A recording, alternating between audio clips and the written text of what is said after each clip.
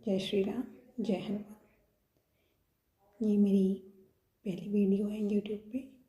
इसमें मैं ओशो रजनीश अष्टवर्गा महागीता का पठन करके सुनाऊंगी, जिसमें प्रश्न नंबर 72 को आपके समक्ष रखना चाहूँगी, जिसमें प्रश्न किया गया है ओशो जी से। प्रश्न करते हैं, आपकी माँ गीता पर हुए पहले प्रवचन के समय अनेक लोग आंसू बहाकर रो रहे थे। उसका क्या मतलब है? क्या रोने वाले कमज़ोर मन के लोग हैं या आपकी वाणी का ये प्रभाव है? कृपया इस पर थोड़ा प्रकाश डालें। एक बात पक्की है एक बात पक्की है कि पूछने वाले कठोर मन के आदमी हैं। आंसुओं में उन्हें सिर्फ कमज़ोरी दिखाई पड़ी। एक बात पक्की है, पूछने वाले व्यक्ति की आँख के आंसू सूख गए हैं, आँखें बंजर हो गई हैं। मरुस्थल जैसी उनमें फूल नहीं खिलते। आंसू तो आँख के फूल हैं। पूछने वाले का भाव मर गया है। पूछने वाले का हृदय अवरुद्ध हो गया है। पूछने वाला सिर्फ बुद्धि से जी रहा होगा। उसने भाव की तिलांजलि दे दी, सोच विचार से जी रहा होगा। प्रेम और करुणा और जीवन की तरफ जो लगाव की चाहत की आनंद की संभावना है, उसे इनकार कर दिया होगा।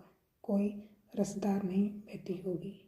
सूखा साका मरुस्थल जैसा मन हो गया होगा। इसलिए पहली बात ये ख्याल में आई कि जो लोग रोते हैं कमज़ोर मन के होंगे। किसने कहा तुम्हें कि रोना कमज़ोरी का लक्षण है? मीरा खूब रोई है।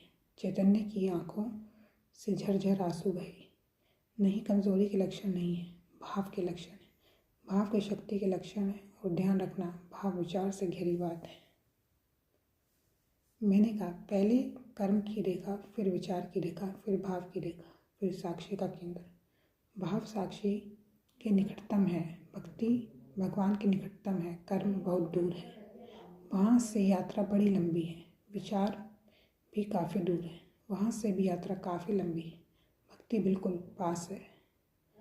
ख्याल रखना, आंसू ज़रूरी रूप से दुख के कारण नहीं होते। हालांकि लोग एक ही तरह के आंसुओं से परिचित हैं जो दुख के होते हैं।